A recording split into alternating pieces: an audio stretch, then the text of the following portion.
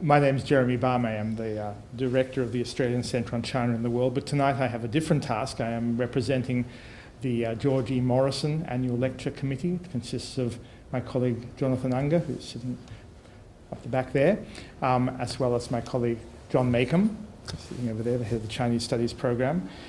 John is the head of the Contemporary China Centre. And I'm delighted to welcome you all here tonight to the 73rd George E. Morrison Lecture. And one rarely uses the word, but I really do mean it when I say it is an unalloyed delight to be welcoming Mark Elliot to the stage this evening to present this lecture.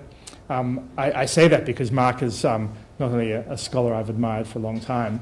I began to really admire his work. I'd read some of his work early on, but I was delighted with it when I, as an editor of East Asian History many years ago, received a submission, and I sent it out for review, and one of the reviewers wrote back and said, "As long as it's not by Mark Elliot, I'll review it." And I thought, well, and this is a rather prickly individual whose work I was not a particular fan of, so I was even more excited to be reading Mark's work. And Mark is the author of one of the most extraordinary works of Chinese history done in recent decades. It's a work that came out, a major work that came out in 2001, The Manchu Way, which is a work that is a landmark in many ways in terms of understanding China's imperium, late imperium, understanding the use of much neglected, misunderstood, and abused archival materials, in particular materials in Manchu, and also dealing with some of the crucial issues to understanding the last 300 years of the history of the place that is now called the People's Republic of China, China, the Sinitic world. It is a work that Mark has been building on and continuing to pursue in many ways, and I think tonight's lecture will relate and build on that work. It deals with, these are issues that deal with something that those of us who are concerned with the Chinese world find fascinating, and that is the extension not only of power over space, which is the usual definition of empire, but also that far more ineffable and complex realm, which is the extension of power over time and how that is managed. Mark is here at the ANU as the first CIW, the China in the World Centre visiting professor. He's also co-funded by an Australian Research Council grant related to Manchu Bannerman and the fate of the Manchus. And he's also, while in Australia, and he's here until the end of July, working with Professor Ding Yizhuang from Beijing, who's an expert on Bannerman, Qing history, and Manchu culture. And I won't say any more. At the end of this presentation, there will be a short Q&A period, and after that, I'll welcome you to join us for some light refreshments. Mark.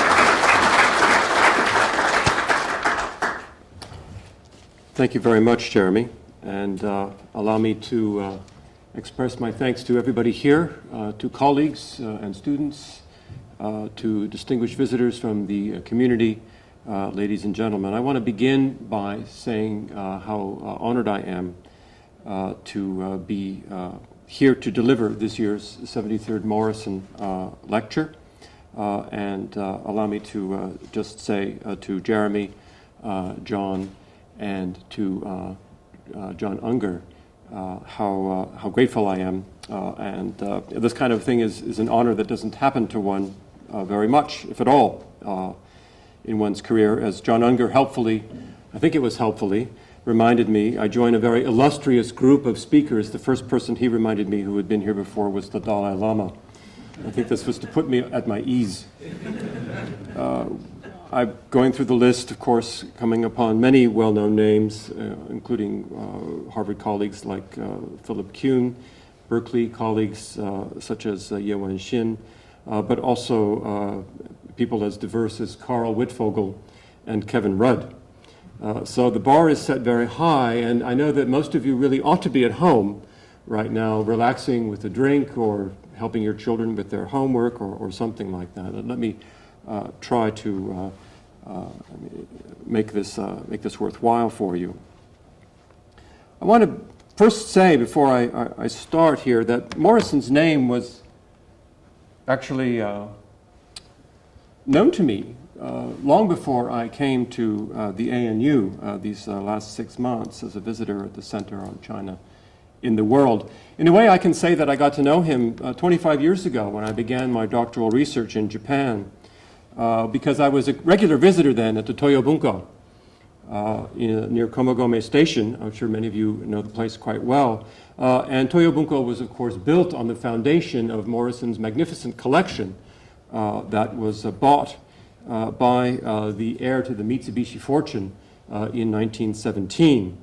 Now, the fact back in 1987, when I first got to Toyo Bunko, the fact that Morrison was an Australian did not, I will confess, grab my attention right away. But you could not but fail to be impressed by his appetite for collecting. And time and again, you would come across the book plates with the kangaroo on them in those books. In more recent years, I brushed up again against Morrison because part of the photographic archive of his daughter-in-law had a hammer. Morrison is at Harvard. And thanks to Claire Roberts, who's here tonight. Claire, there you are. I've had the pleasure of getting to know those remarkable materials in a bit more detail, and indeed I include some of those pictures here tonight. And then just in the last few months after I was approached by the Morrison Committee about delivering this lecture, I've decided to do a little homework. I read the biography of Morrison and poked around a bit, and was telling my son just the other day, why don't you walk from Cape York to Melbourne?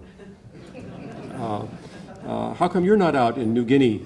And that sort of thing. Clearly, Morrison was a larger-than-life figure. And his exploits as a journalist, were he to try them today, would probably get him expelled or thrown into prison. But the opportunities a century ago were very, very different. And we can say, I think, that Morrison took full advantage of them. Very sad to see. In the China Heritage Quarterly from 2008, I guess, there's a piece by Claire and Sang Ye about the destruction of the building, fireproof building that Morrison had built specially to house the collection in Beijing, right off Wangfujing, just a few years ago. We have this testament to it. So let me begin. In 1928, the New York Times published a story, datelined Mukden, that's today's Shenyang, titled Chinese Absorbing the Manchu Strain, Old Conqueror Caste Near Total Extinction. And there we read, within a few decades, it seems evident, the Manchus will have ceased to exist as a separate race and will have been entirely merged with the Chinese, whom they conquered and ruled for more than 2 centuries. The article's author, who's not named, notes that the Mongols were able to hold on to a separate identity and way of life once they returned to the steppe, but the Manchus faced a very different fate. The quotation here, which I won't bother to read for you, spells out that things are looking pretty bad for the Manchus.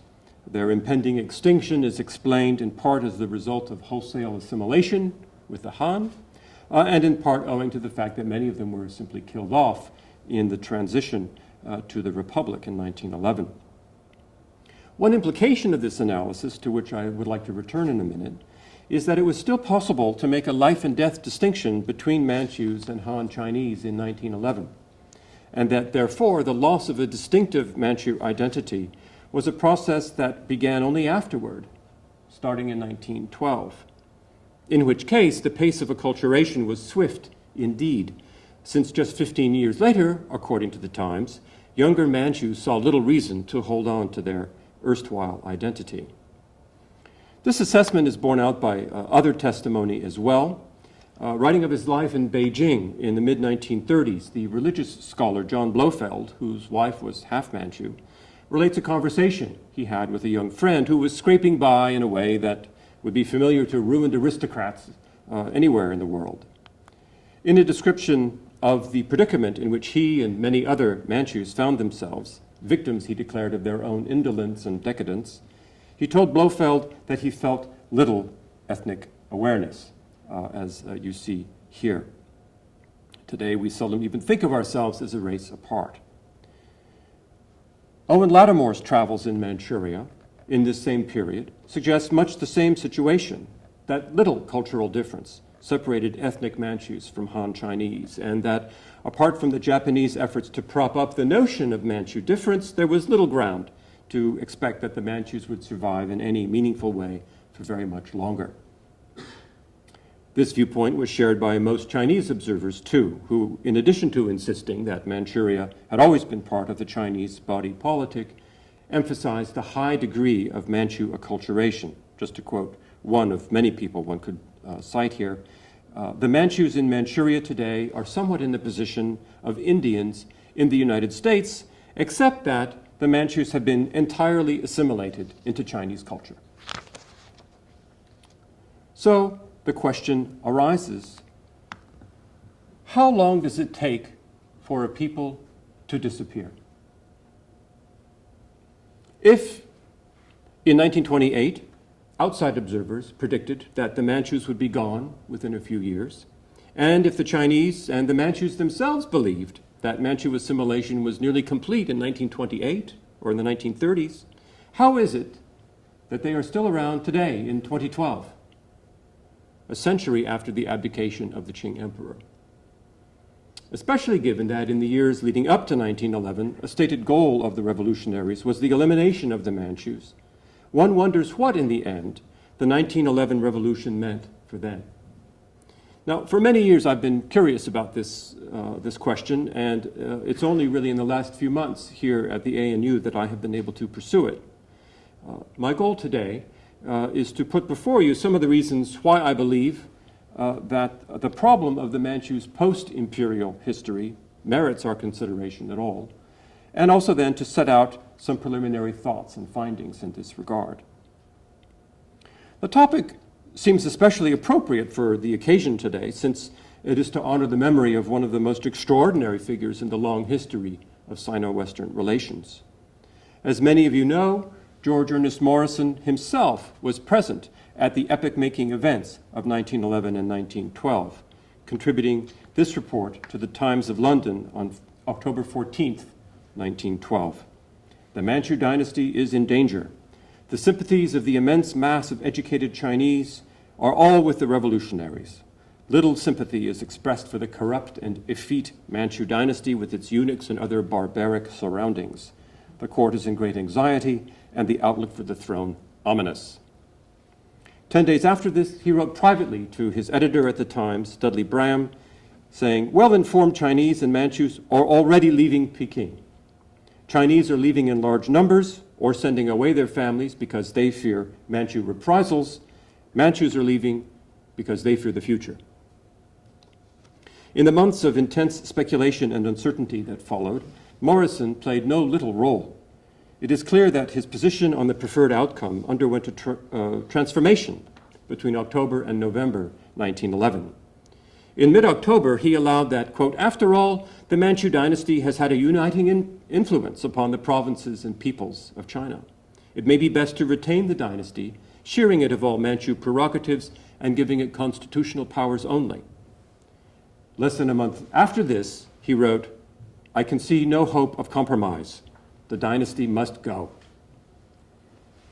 If, as has been said, he won the scoop of the year by filing a dispatch in early January forecasting the Manchu abdication, it's hard to avoid the conclusion that he beat out other reporters on this story, chiefly because he himself was among those urging Yuan Shikai to work toward this resolution of the political crisis. He could hardly have been surprised when it actually happened. Now, like most of his Western contemporaries in Peking, Morrison was acquainted with many members of the Manchu elite, but he kept company with ordinary bannermen as well, employing many in his own household. This is a photograph of Morrison, as you see in the center here, with members of his staff, number 2 cook, head cook, number 1 boy, number 2 boys, can't read that one, coolie, and so forth. I would like to draw your attention to this gentleman here, right behind Morrison. This man is identified simply as Gali Kutin in Morrison's hand here at the bottom, as best as we can make out. one hesitates to make these sorts of statements, but it seems pretty clear from this that this gentleman is a bannerman, a Manchu. He has features that would tend to indicate that fact. That plus the fact that he looked like he'd be just as happy to rip your head off as shake your hand, I think indicates his position in the household. I don't know what Galikutin means. The edition of Morrison's photographs also suggests that this is a Manchu word. It's not a Manchu word I know, but it may have been the gentleman's name. It's not clear. But whether these men are bannermen or not is resolved entirely by this picture, which was taken the very same time. As you can see, the setting is identical with the doorway here and the windows and so on. Because these women are all Manchu women. You can tell by their feet, which are not bound, by the characteristic shoes that they are wearing, which Manchu women favored, and also particularly by the headdress here, which is a characteristic woman's headpiece. So were he among us today, well, you wonder, would Morrison be surprised the way that our anonymous New York Times correspondent might be surprised by the survival of the Manchus into the present? What would he think? Would he be surprised by the persistence of anti-Manchu sentiment, which remains part of the Chinese intellectual universe even now, even today, and is, I will suggest, another facet of the lingering shadow of empire? Quite apart from its suitability to the purpose of today's gathering, my topic, as I hope to persuade you, is one of real significance to all of us who, like Morrison, share an abiding interest in the affairs of the Chinese people and the Chinese state. Investigating the unexpected persistence of the Manchu ethnos can lead us, I think, to a better understanding of enduring issues of population, territory, and history that continue to be debated in China today. Vital matters, such as the designation of the Chinese not as the Han, but as the peoples of the Central Florescence, which is the literal translation. John, Macom, I hope you will agree. And if you don't, tell me at dinner. The literal translation of Zhonghua Minzu. The definition of China, another vital matter of China, to include all the territories of the former Qing Empire, which we can see here expanded over the territories of the Ming to include roughly double the territory. And the explanation of the Chinese past, or an understanding or an approach to the Chinese past as an unending process of assimilation of non-Han peoples. All of these things are consequences of the fact of Manchu rule in the Qing. And they all appear in a different light when we consider the meaning of Manchu survival beyond the Qing. Now, to call it survival is in fact inaccurate, for the Manchus were radically reinvented as a people in the course of the 20th century. This was no accident, but a deliberate step taken by the leadership of the Chinese Communist Party to ensure the Manchus' continued presence in the modern Chinese polity. Without that reinvention, I think that the group would likely have disappeared altogether. That's a guess, of course, one can never be sure. One must ask then why? Why were the Manchus brought back from the brink of extinction by the party in the 1950s?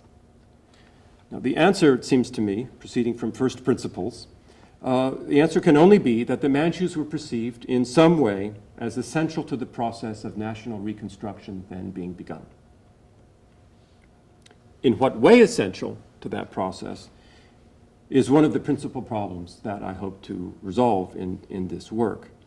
That issue and the circumstances of the astonishing success of the Manchu recovery in recent decades, during which time the Manchus have come to be the second largest minority group in China, with about 10.1 million people. That's only second to the Zhuang as a minority group, and of course the Han as the majority. To focus on the experiences of the many millions who have continued to identify themselves as Manchus since the fall of the Qing is to challenge the Han nationalist narratives of the past century, and to recover a past, or to try to recover a past, that has all but been forgotten in the name of nation building. as the enunciation of such slogans as the prosperous age, 盛世, or the Renaissance of the Chinese people, 中华民族的伟大复兴, these sorts of slogans in recent years makes clear the imperial past is now seen by the party not so much as part of a backward feudal age to be rejected, but a source of ideological power and legitimacy to be cultivated. If this is true, then the emergence of China's modern republics cannot be understood separately from the history of the people who laid its foundations in the Qing. This leads to a fundamental premise of the research of this project, which is that the development of the modern nation-state in the People's Republic is best understood as a prolonged and incomplete metamorphosis from empire to nation. I would suggest that for all the revolutions of the past 100 years, the legacy of empire remains embedded in profound ways, institutionally and discursively, in China's state systems, or what's often referred to in Chinese as the guoti, and in the constitution of PRC society, and is incorporated literally in the modern group now called Manchu. So even today, rising China continues to suffer what I will call a Manchu-induced hangover. How else can we explain the total domination of TV programming in the last 20 years by historical dramas set in the Qing court? How else can we explain the scholarly fracas that a renewed emphasis on the Manchu nature of the Qing Empire has recently called forth? I don't have the time today, obviously, to go into all dimensions of this post-imperial history of the Manchus or the puzzle of the Manchu reinvention. But I would like to give you some sense of the problem. So I've divided my remarks here into three parts. The first is a brief narrative of the Manchu experience in the first few decades after 1911. The second is, again, a short history of the reinvention of the Manchus as a minority nationality in the People's Republic after 1949. And then third, an account of the revival of Manchu identity after 1980. And then in the conclusion, I'll come back again to the question of the significance of the Manchu story for China's own story, China's modern history. Before I proceed, though, I want to acknowledge my colleague and collaborator, Professor Yizhuang Ding, who's sitting in the back, of the Chinese Academy of Social Sciences.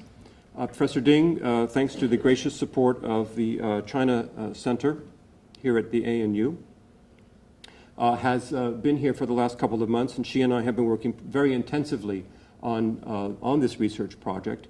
It is a collaborative project that the two of us have been talking about since, I think, 1996. 是1996年开始我们开始谈这个项目吗？还是95年？ 1996. She reminds me. Fortunately, she has a good memory. We hope to complete this research by the end of the coming year.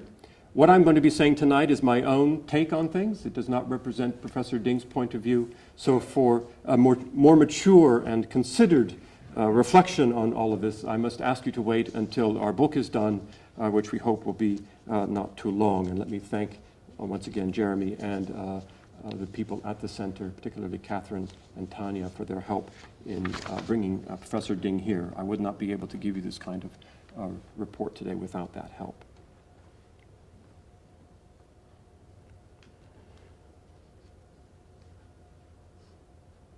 So first on 1911. Of the recurrent themes that are struck when discussion turns to those events, two of the more common are how quick and how peaceful it all was. The whole thing, from start to finish, took less than 3 months. There was no execution of the emperor. There was no massive military confrontation or huge civil war. Instead, the familiar story tells us there were isolated pockets of violence here and there, but there was no sustained or coordinated defense of the regime by any large army.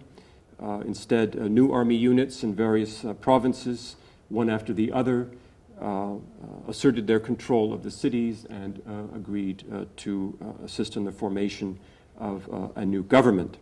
So we don't have the same kind of mass bloodshed that one normally would associate when something so dramatic as a revolution takes place. And then, of course, according to the terms of favorable treatment that were signed in 1912, the emperor and his family were given the extraordinary privilege of remaining in the palace. They didn't even have to move. They got to stay where they were. And in addition, the new republic promised to safeguard their security, as well as the livelihood of the mass of bannermen, a few million, who were living all across the country in different cities. So Puyi, the last emperor, then escaped the fate that many autocrats face when they fall before the mob. And this makes it a revolution that is indeed very, very different from the revolution of 1949, or, of course, any other revolution you want to think of. Now, we might question various points of this narrative, but the one that interests me here is the idea that this was a revolution without victims. I would suggest that there was a group of victims in 1911, and that group was the Manchus. Now, there's enough work that's been done to disprove the notion that the Manchus had totally assimilated during the last years of the Qing. We know that the Manchus remained identifiably separate. I've given you some evidence just a few minutes ago. Identifiably separate from the Han. That ethnic tension between Manchus and Han in the last years of the dynasty by no means vanished. In fact, things probably got worse. And I think that the frequent recourse that nationalist thinkers made to anti-Manchu rhetoric in their writings should not be assumed to have had nothing to do with the many assassinations and bombings that took place in the last 10 years that the Qing was in power. The theme of racial hostility was one that was sustained through the revolutionary period. You see the banner here, in which this clearly racist, we call a racist slogan. I'm afraid that the edges of these slides are being lost, so you'll have to fill in this with an R as revolutionary. I apologize for that. Another image here, man walking down the street carrying a large banner with the character Han on it.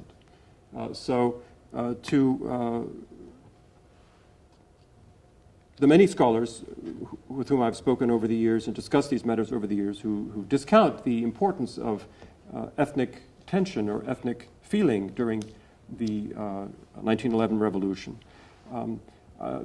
These sorts of images, I think, ought to give us pause before we dismiss those so neatly as really not being of serious importance.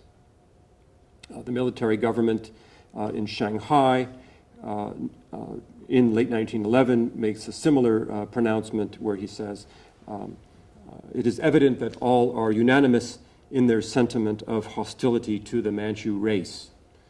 It's true that in 1912 we immediately get a switch over to the Republic of the Five Races, and songs of ethnic harmony are being sung all over the place, but I don't think that we should be fooled into thinking that that meant that ethnic tension just vanished overnight.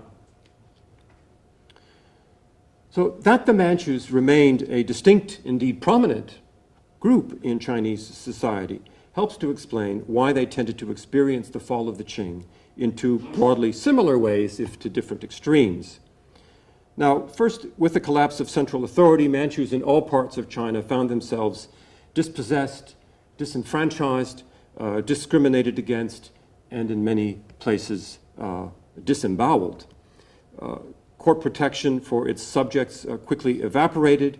In Beijing, as in the banner garrison cities, Manchus were evicted from their homes, and with the exception of the capital, the walls separating the Manchu city, like the one in Chengdu, the image I showed just a minute or two ago, the walls that separated Manchu cities from the Han people living in the same city, those walls were quickly torn down as local residents sought to obliterate the memory of 2 centuries and more of occupation by the foreign Manchus. Individual Manchus, officials, and ordinary banner people alike found themselves the objects of attack There was widespread looting, not excepting in Beijing. And Morrison, in fact, in his diaries, in his letters, makes frequent reference to the fact that Beijing was a dangerous place to be at this time, but reassuring people that they don't seem to have foreigners in their sights. They're only fighting each other. So that seems to be one of the things that he's paying the most attention to. But make no mistake, it was clearly not safe to be out. We have scenes of carnage such as these in Wuchang, where about 800 people at least were reported here to have been killed. This illustration from the London News, I'm struck by the expression on this face. We know this is not a photograph, but we know that readers preferred the drawings to the photographs for a long time in the Illustrated London News. So it wasn't that they couldn't have photographs, they preferred it. This must have been drawn from a photograph.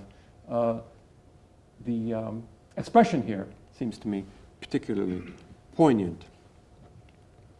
The worst massacre at Xi'an, where some 30,000 men, women, and children were slaughtered, is probably the worst that we can, the worst violence that took place. So this was something that was obvious to everybody who lived through this period, despite the fact that the narrative that has come down to us is one of, oh, it wasn't so bad, it was fairly peaceful. To people who lived through it, it wasn't peaceful at all. And Mao himself, in his writings early on, referred to the annihilation of the Manchus as a fact, that everybody just knew that was what had happened. With the ending of the system, then, of regular stipends paid by the court, and despite the guarantees of the Republic to provide for the welfare of bannermen, the mass of people under the 8 banners were thrown into poverty. Now, if you were wealthy, you could manage to scrape by for quite some time, selling paintings, selling jewelry, making new paintings and selling those paintings if you were talented, that kind of thing. But ordinary Manchus found it very difficult to get by. Here, this image says Manchus at prayer. This temple, Tanzhese, outside Beijing, was a place that was regularly patronized by the Qing emperors. The calligraphy here is by the Qianlong emperor, and according to the photographer, these were Manchus who had come clearly hoping for divine intervention to save them from a terrible fate. Different sorts of institutions rose to the challenge to provide job training, to open up factories making textiles or rugs that would exclusively employ bannermen. These were kind of make-work sorts of operations.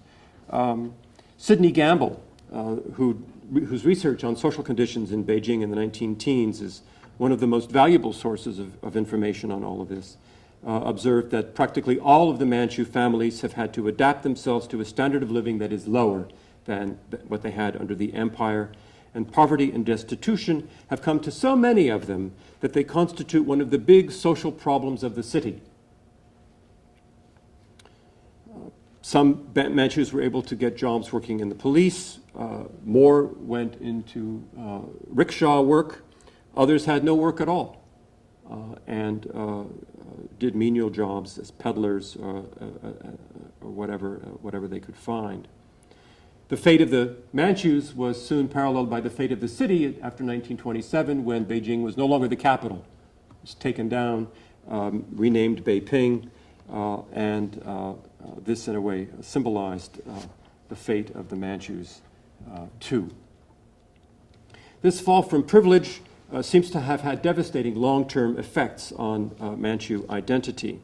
We know this in part from literary works such as Lao She, Under the Red Banner, Zheng Hong Qi Xia, which I'm sure many of you know. It's presently being performed on the stage in Beijing till early July, where Lao She makes no bones about the fact that Manchus were the object of jokes, and there was not much that could be done about it. The first academic histories of the Qing to emerge in the years after 1911 were unequivocal in taking a Han nationalist line, condemning the Manchus for having ruined the country. There was, I think, widespread pressure upon Manchus to feel that they were somehow to blame for the country's present powerless state, no matter whether they had held any position of power or not. Many encountered ethnic discrimination, couldn't get hired because they were Manchu, and so many people took the drastic step of just remaking themselves as Chinese, as Han Chinese.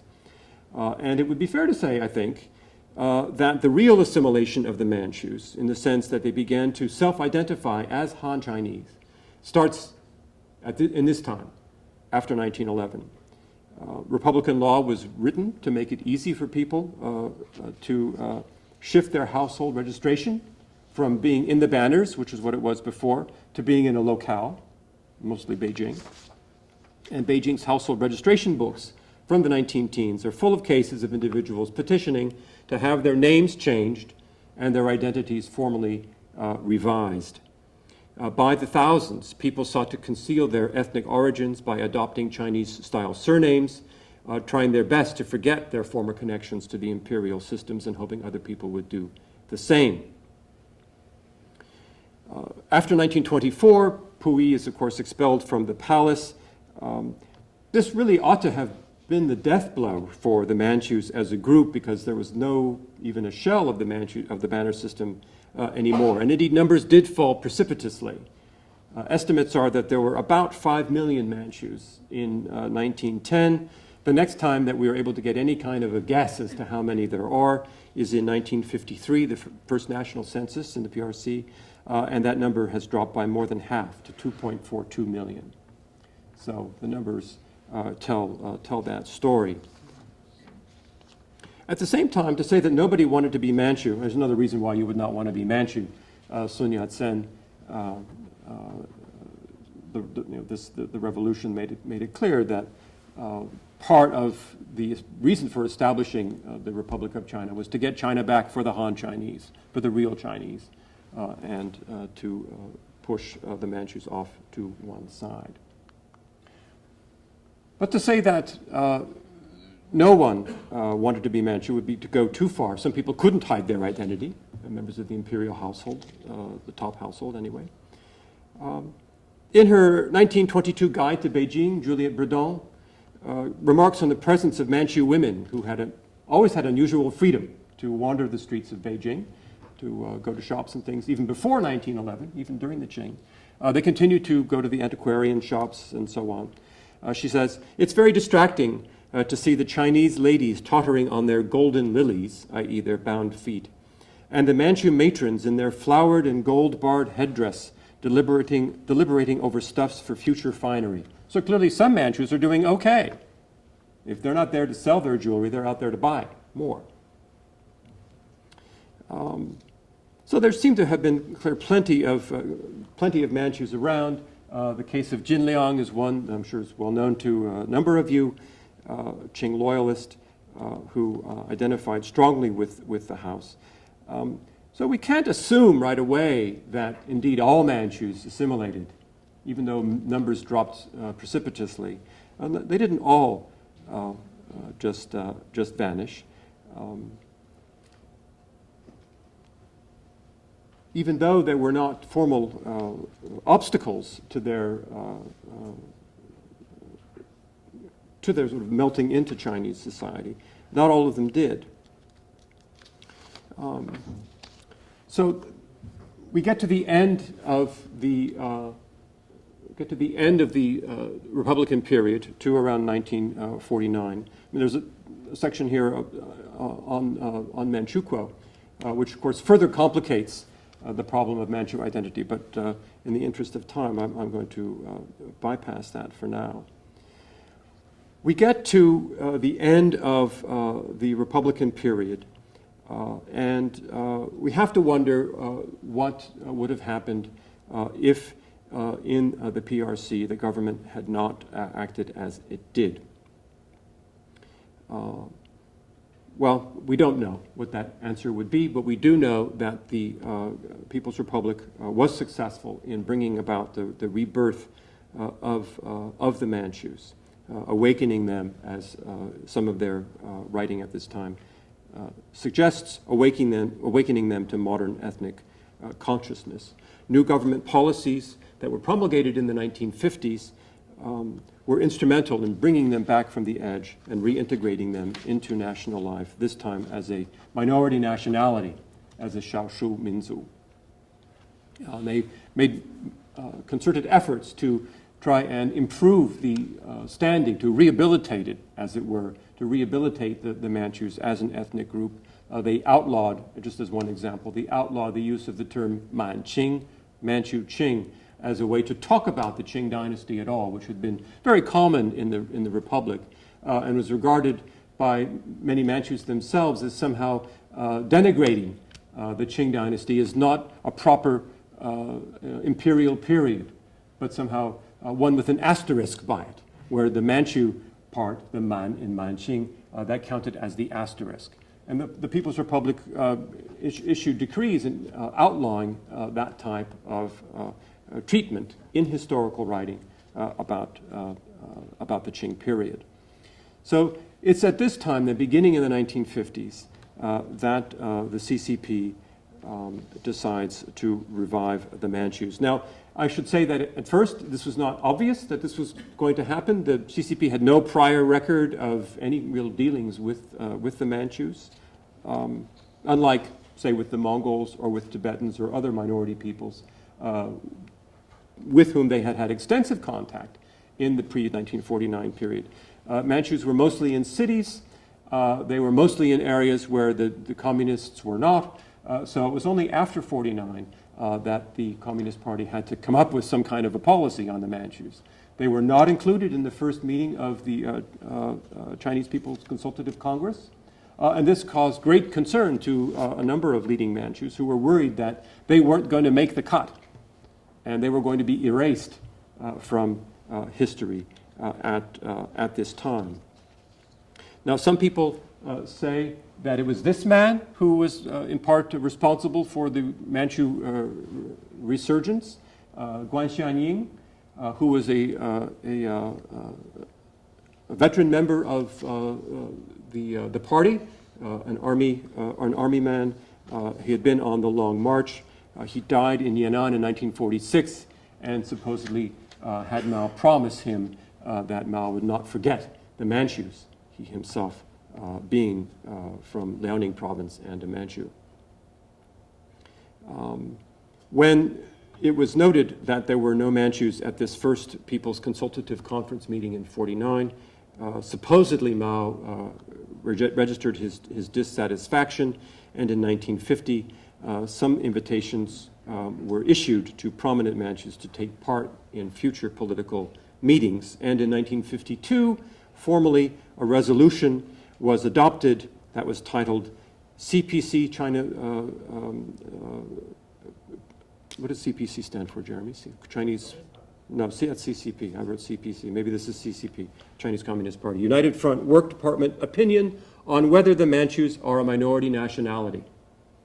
So the party issued an official opinion on the matter and decided that yes, they were a minority nationality. They acknowledge here that their distinctive ethnic language and customs have gradually disappeared, and that many have concealed their own particular ethnic markers and have changed their ethnic status, but, quote, there still exists with them a fairly strong ethnic sensibility. So with this recognition on the part of the party, the Manchus can then breathe a little bit easier. They will be constituted as a minority nationality, as a Shaoshu Minzu, and with that then a whole series of processes began that involved finding them, sending out work teams into the field to try and discover who they were, where they were living, how many of them there were, what their circumstances were. Whether Mao was really responsible or whether this man, Li Wei-han, who was another old-time top party member, or Zhou Enlai, who was also given a lot of credit for recognizing the importance of the Manchu contribution, both in terms of what the Qing did and also historically the connection between the PRC and the former Qing Empire. Zhou Enlai was the one person, certainly for Manchus themselves. They feel that, at least those that with whom I've spoken who have gone on record as saying they give a lot of credit to Zhou Enlai for helping to make Manchus proud to be Manchu again and make it okay to be Manchu once again. So this process then of reconstituting the Manchus, and this is one part of the work that Professor Ding and I have been doing. I won't say anything about it here today, but people were sent out into the field like this team, not this team, but a team like this team, into Dongbei, into northeast China, what we would sometimes call Manchuria, but after Manchukuo we can no longer call it Manchuria, so we call it northeast China. Teams like this were sent out into the field to do interviews and ask people, who are you? What is your minzu? And sometimes that meant first explaining to them what a minzu was, and then asking them what they were and what they did that made them feel that way, and so on. So these sorts of teams, this sort of work went on all over the place. I much prefer this picture, but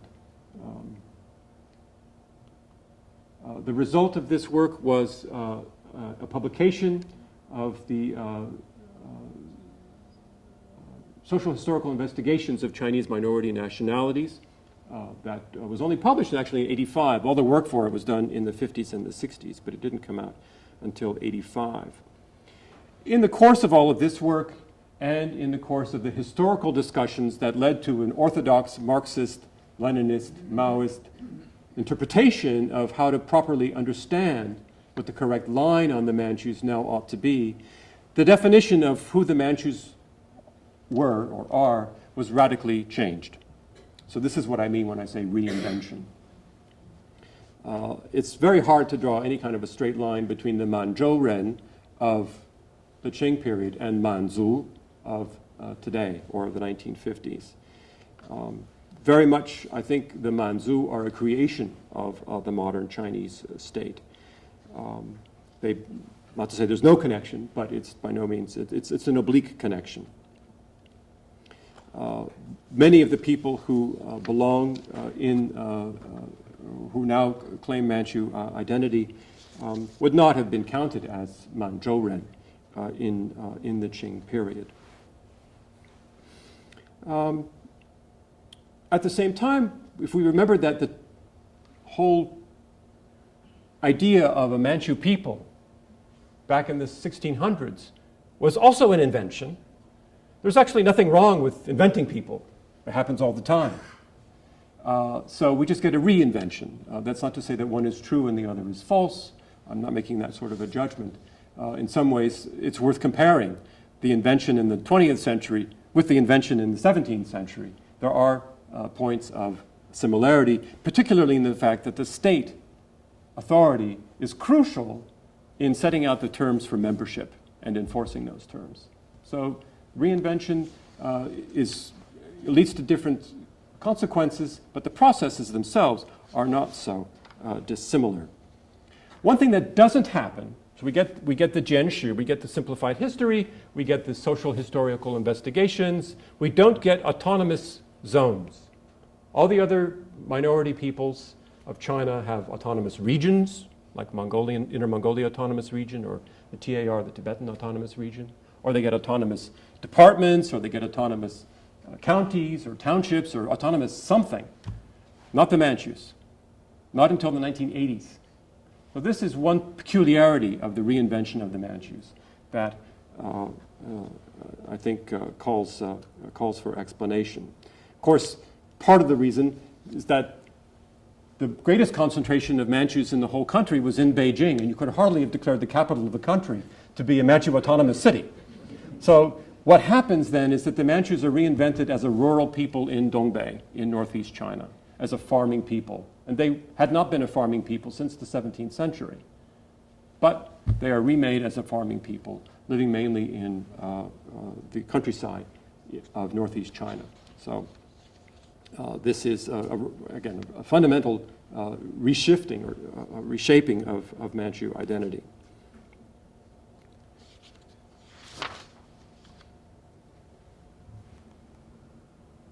So let's go on to this last period. I'll be very quick here. In the 1980s, suddenly it's cool to be ethnic again.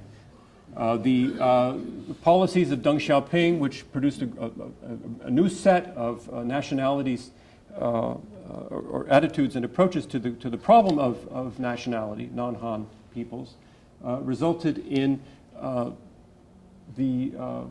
increase in numbers of all ethnic groups, but the increase in the number of Manchus far outstripped that of any other minority nationality in China.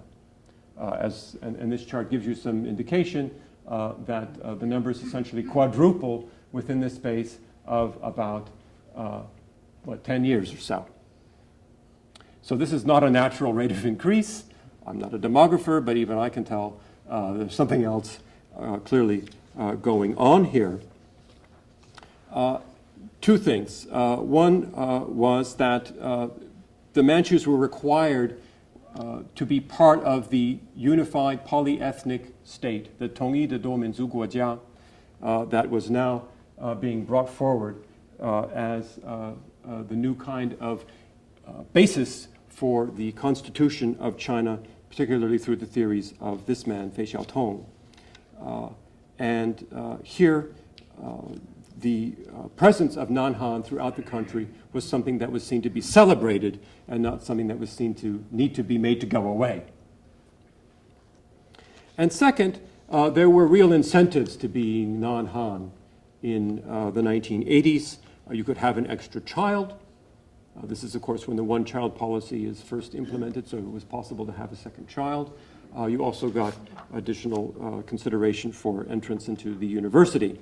And so in some places, such as in Xinbin County, which is one of the autonomous counties for the Manchus in Liaoning Province, the number of people identifying as Manzu, as Manchu, increased from 24.3% in 1980 to 33.5% in June 1984, and then to 52% by August 1984. So you can imagine the lines outside the office of the local ethnic work cadre, who is spending all day registering people as Manchu. That must be all the guy is doing, because people are just pouring in, changing their identities again. So clearly, not only it was safe to come out again under the policies of Fei Xiaotong. I'll go back to this. You would be stupid not to claim your ethnic identity. So people did. New kind of ethnic pride emerges. A Manchu Academy opens up in Beijing in 1984. This man was one of the founders. His name is Jin Baosun. Again, I apologize for the fact that these are all cut off on the edges. There are journals that start, research institutes for the Manchus are begun, conferences and so forth. Manchus in popular culture start to really take off, particularly in the 1990s. Chinese colleagues in the audience will have seen most of these, I'm sure. Yongzheng Wangchao, Qianlong Wangchao, there's a Kangxi Wangchao. I mean, everybody has a Wangchao. These shows were massive hits, and the men and women who played the actors in these shows became huge stars. Even bigger, unbelievably, to some of us anyway, is this show, Huanzhu Gege, which was at 50% viewership when it aired on the TV. Half the country tuned in. If they had the TV on, half the country was watching this show. And it's all about a Manchu woman at court, and she's falling in love with so-and-so, and oh no, he doesn't love me. And I mean, it's nothing historical about it, but it's all about Manchus in Beijing in the 18th century. And that seems to really fascinate people. And there is another one now called Bu Bu Jingxin, which is more of the same. You got to keep on producing them. It's like BBC documentaries in the United States. We just keep on eating them up.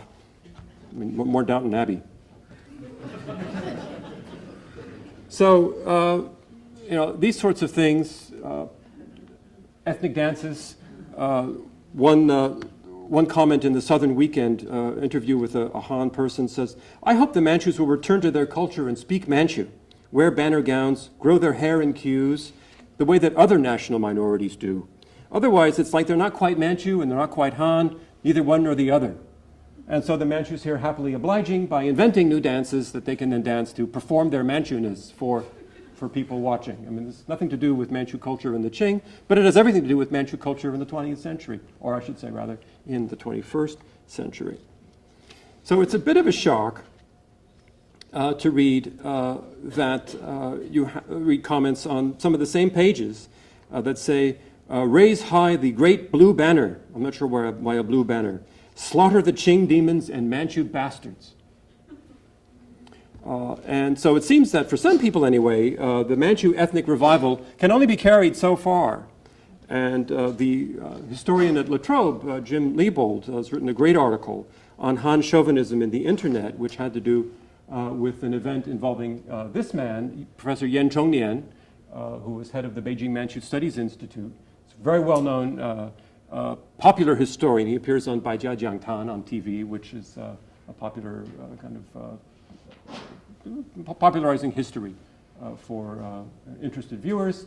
Professor Yan went to a book signing, and somebody who had bought a book and was hoping to get it signed, or maybe not hoping to get it signed, reached out and slapped him and called him a hanjian, called him a traitor. And this made enormous news. It was in the newspapers. It was all over the internet, and many people, of course, decried this as a terrible, terrible thing. A lot of people were saying that he should have hit him again, and that to whitewash the Manchu conquest of China as ethnic unification or the bringing together of the great family of nationalities, to use terms that are current in China today, was to insult the memory of great Chinese patriotic heroes of the 1600s. So by bringing the Qing and the Manchus back into this family, the discourse of how to look at the relationship between the Han and the non-Han becomes very, very complicated, even for Qing historians. So whenever I go to China, I always bring a bodyguard with me. That's not true. That's not true. It doesn't. This is an exceptional event, and I don't think there's. It really does seem to represent a very extreme sort of set of views. So let me wrap this up quickly here by asking what the history of the Manchus in the 20th century has to tell us about modern China. So I've divided up these three periods briefly as saying, first of all, we have Manchus as an ethnic foe, Manchus as a pariah, people who are rejected, who are set on the outside, going from being the core of the empire to being superfluous people who are unwelcome reminders of a period that a lot of people would rather just forget about it. A second period then, when the Manchus are turned into not an ethnic enemy, but a class enemy. And it's only the top layer of Manchus who are seen as being bad. Otherwise, the brotherhood of all the different peoples of China is stressed. And one figure who is very closely associated with this way of putting things is the great writer Lao She, whose works on Beijing, he himself was a Manchu, of course, his works on Beijing in the early 20th century, I think were had a lot of appeal, in part because they told the story of ordinary bannermen in Beijing and the suffering they had. So it made it possible for you to be a good Marxist and still feel sorry for the Manchus. Gave them a place in the world of 1950s and 60s and 70s in China. And then a third period, we would say, is more recently the Manchus as kinds of precursors of the PRC, where the Qing is and the imperial past is no longer to be, as I said at the beginning, rejected, but rather to be embraced and brought back, but only on certain terms. And then when other people don't go along with those terms, this creates certain kinds of discomfort, as when, for example, in some new writings on Qing history, the Manchu aspects of Qing Empire are stressed. The idea of the Qing being an empire not like the Ming or even the Yuan, but like the Romanov or the Ottoman or the Mughal Empire. These are ideas that are foreign to a lot of colleagues in China and present a picture that is dissonant with what they would like to believe constitutes a safe basis upon which the legitimacy of the People's Republic of China can, in fact, be set.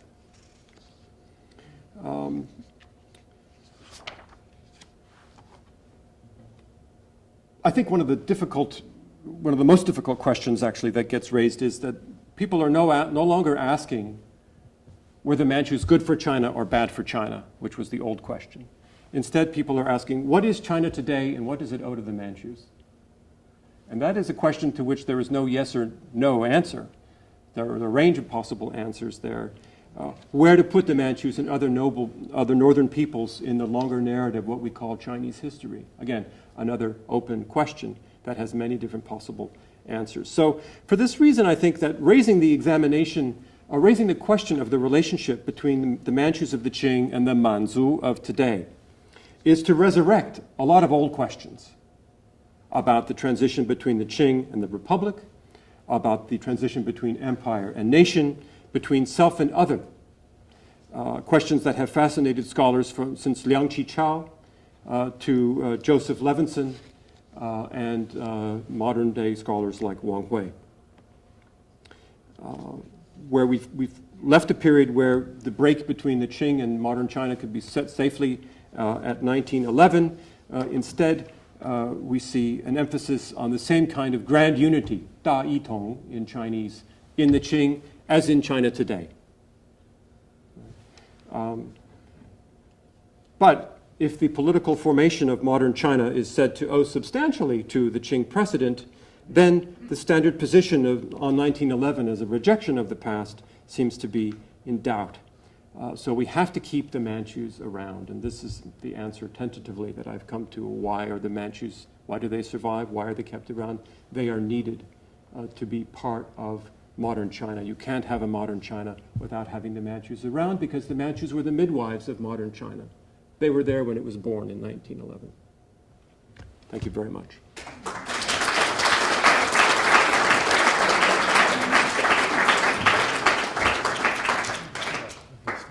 Mark, thank you so very much. I'd open the floor to questions after a moment. I just would like to say that there's a wonderful ANU connection between Guan Changying, the man who may well have asked Chairman Mao to protect and save the Manchus as an ethnicity, Zai Feng, one of the Prince Regent who saw the end of the Qing dynasty, and our own collection, and David Williams, who's the former director of the ANU Canberra School of Art, who was a frequent host to a man by the name of Guan Wei, or Gulwagya Wei, who's one of Australia's most prominent Chinese-Australian artists, who belongs to the same clan, the Gulwagya clan. So I just use that to open the floor to questions. So.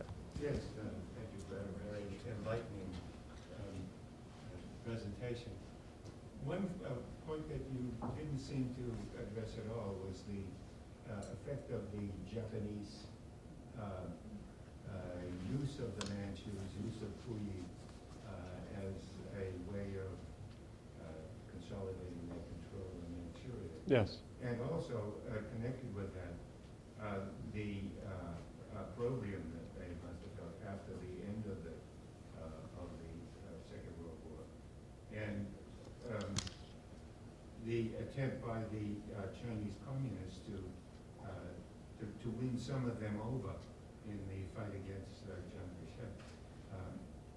Could you comment on these on the effect of this in both? Certainly, and I agree with you entirely. This is a very important part of the larger story, and I simply did not have time to address it fully. We deliberately don't want to turn our study into a study of Puyi. There's been too much attention paid to Puyi anyhow. But I think that his actions and the creation of Manchukuo and the existence of another focus of Manchu identity in that part of the country is something that cannot be overlooked. And it definitely, I think we can say, made it very hard for many Manchus who were living in China, that is to say in the Republic of China, to have had a Manchukuo there. I know from conversations with and writings by one older Manchu scholar who's now passed away, who was living during that time, that he was very often suspected of harboring secret suspicions or secret support for Manchukuo just because he was Manchu, and no matter how he protested, people just assumed, well, you're Manchu, you must secretly somewhere deep in your heart think that this is a good thing. And I don't think he ever did, but it didn't help him any to protest. And I think there were a lot of people like that. It didn't stop Manchus from being part of the Communist Party and fighting the fight against the Japanese. Clearly, we know that the case of Guan Xiangying, that was possible. But it did mean that in the minds of a lot of people, Manchus were, as they had been right after the Qing, they continued to be suspect. They continued to be not quite entirely trustworthy. And that was something that the Communist Party, as you, I think, correctly point out, saw that it could turn to its own advantage. Let me say, though, that in the years immediately following the end of the war, that the Republic of China government also extended a fig leaf, or not an olive branch, to Manchus who were interested in becoming more involved in politics and seeing ways to help protect Manchu interests in the very late 1940s. And so it wasn't that it didn't turn into a contest really between the ROC or between the Kuomintang and the CCP as to who would be a better friend. I haven't seen any evidence of any movement on the part of the Communist Party before '49, and this may change once our research proceeds, but I haven't seen any evidence that before '49 they thought it necessary to develop any kind of a policy with respect to the Manchus. But they did certainly then take the opportunity, once they were in power, to win support from those people by saying, we're going to wipe the slate clean, essentially, and you get to start again. It's a new China, you're a new people, we forgive you your sins, we'll start over again. Brian. So just to continue that point, what was the policy of the Kuomintang government to Manchus? One would think that given the nature of the ideology coming out of people's principles, the way in which they, if I can use this terrible word, privileged the Ming period in terms of the history. Yes. That they would have had a rather negative view of, and plus Manchukuo, they would have emphasized the negative view that the government might well have held to the Manchus. But at the same time, there was always an issue of being able to promote so-called patriotic Manchus as a way of trying to undermine this new state of Manchukuo, or undermine its legitimacy in the So was it a complex policy, or was it a straightforward negative policy that the Kuomintang held in the 30s? My answer will have to be tentative because the 30s is probably the period that I have looked at the least. What I have seen, though, suggests that by and large, the attitude of the KMT government, particularly after 37, obviously, was one that differences between Han and non-Han are to be regarded as trivial. They are to be reasoned away in the name of creating national unity. And even in the case of people as different from the Han as the Tibetans, this was pushed. So it was very easy for the similar claim to be made with respect to the Manchus, who were in so many ways, they had adopted, had acculturated to a very great degree. So the idea was that this was all one people, and the idea that the Manchus constituted a separate people, a separate nation, or had ever done so, was pretty firmly rejected and denounced, both by the government, and here I'm thinking in particular China's Destiny, where Chiang Kai-shek makes explicit his views on these sorts of things. But even in writings by scholars like Fu Xinyan, who were respected historians. That, I think, combined with Manchukuo, again, it's no surprise that so many people decided, I don't want to be Manchu anymore. It's too difficult. I get grief everywhere I go, I don't want to deal with any of it. There were the occasional patriotic people who were pointed to for propaganda purposes. It's true, but I think that by and large, the trend was definitely for numbers to go down and for people to pay less and less attention to these sorts of things. So it's all the more surprising then after 45 to see that there are still, in Beijing in particular, but not only in Beijing, also in Chengdu, Manchu associations emerge again. They're not large, they're, few score, few hundred people, but they are still trying to organize.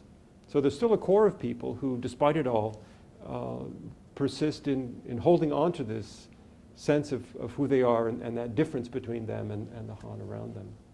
I'll be able to give you a better answer once I've done more work on this. One question down here, Richard, maybe, and then up the back. Mark, I'm going to be another of these tiresome people who said you didn't talk about such and such, and I know you didn't because you've got time, but just the impact particularly in the early 1950s of Soviet theory and practice when it comes to nationalities policy. Well, you couldn't have Chinese nationalities policy developed without Soviet nationalities policy being consulted in some way or another.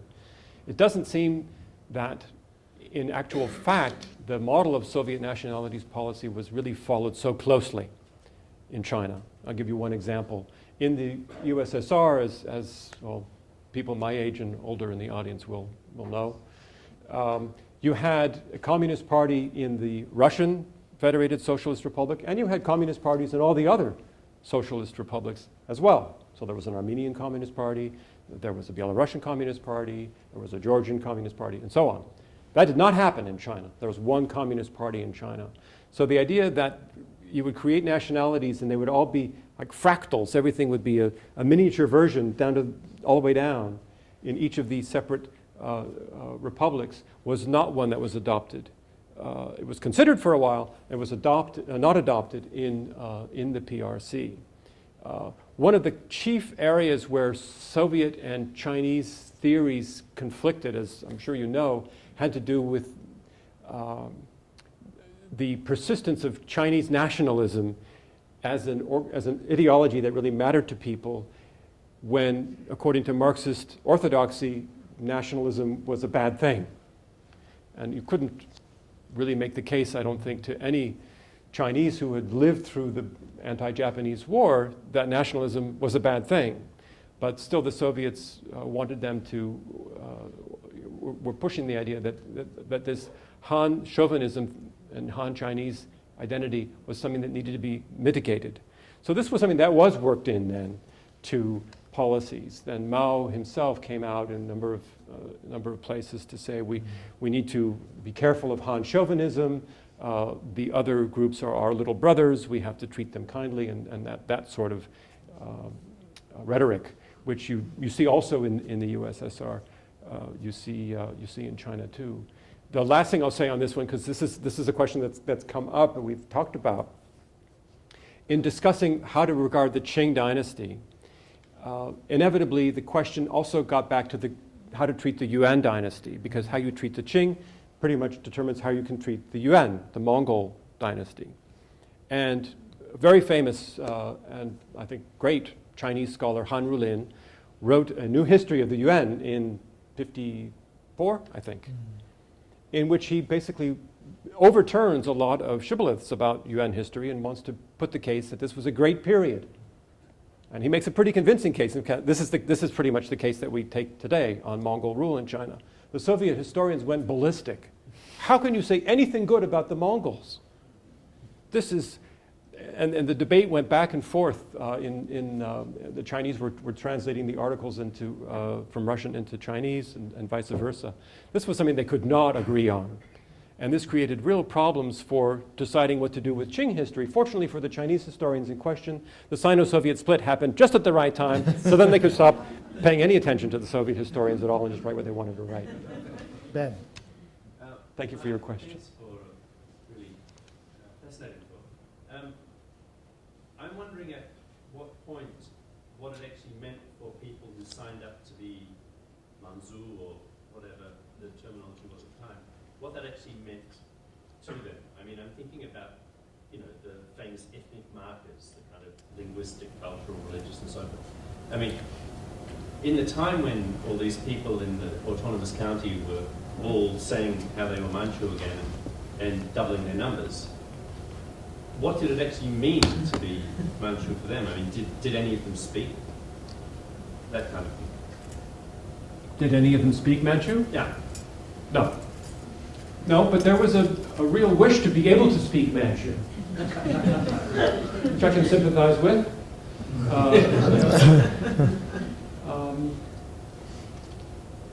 That's, of course, what you know yourself as a scholar of religion, the most difficult question to answer. What did it mean to them? And if I tell you it meant different things to different people, you won't be satisfied. You'll be right. I think, to be quite honest, for many people, reclaiming or claiming for the first time, because we know from the numbers that a lot of people who are claiming to be Manchu were not Manchu.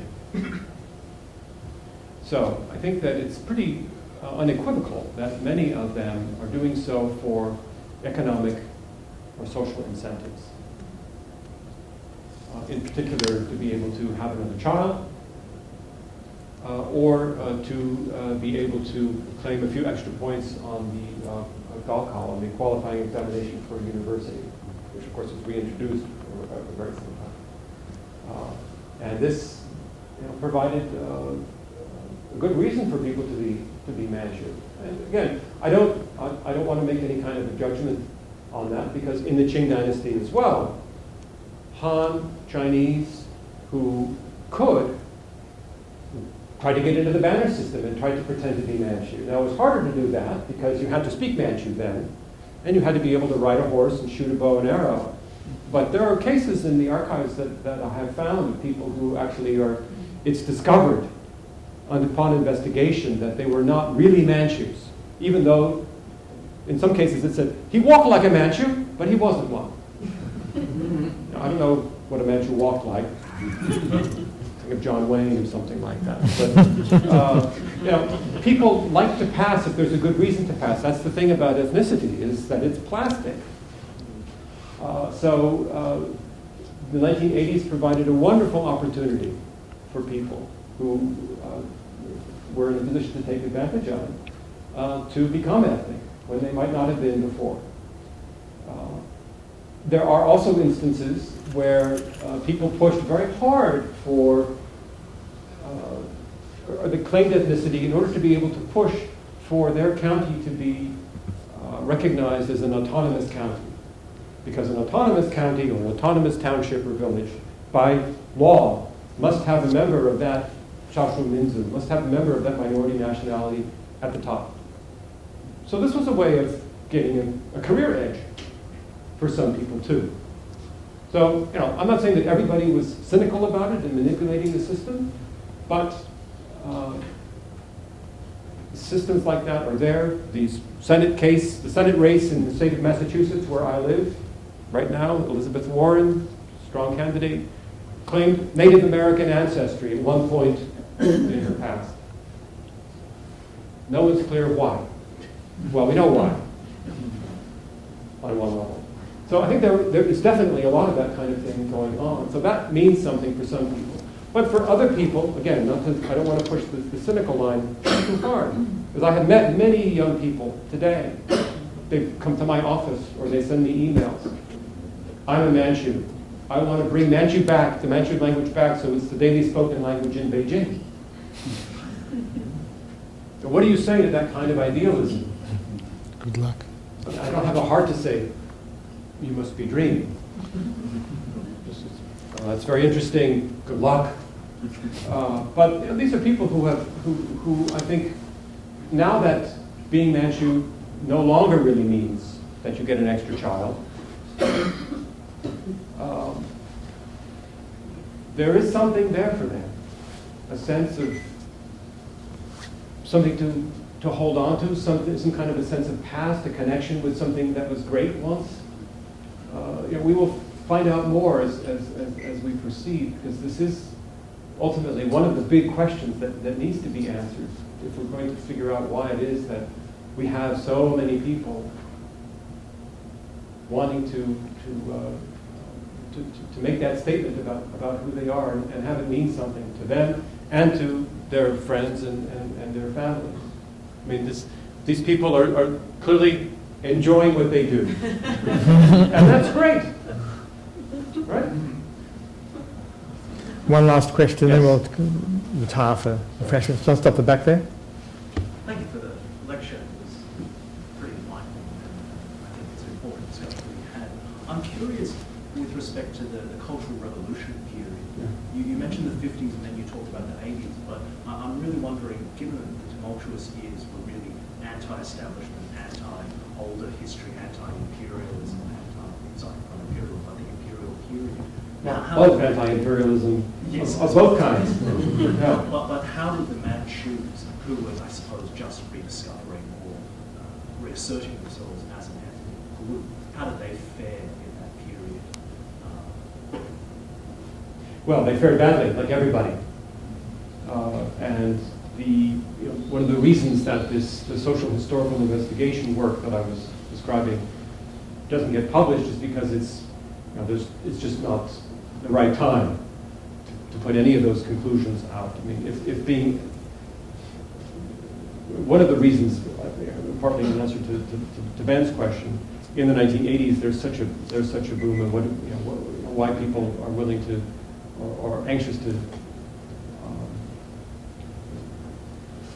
resituate themselves in society has to do with the fact that the Cultural Revolution destroyed all those anchors that people had in 99% of cases, I think. So Manchus, along with Han equally, and everybody, of course, found their sense of who they were or who they thought they were challenged in very fundamental and destructive ways. And so this is a very dark period for the Manchus as a group, as it was I think for everybody else in society. And things really go back to square one. Well, the work that was done in the 50s and the 60s is literally taken out of boxes, and people say, okay, now we can go and finally publish this stuff. Now we can go back, and those things that we were working on, we can take those topics up again and explore them again.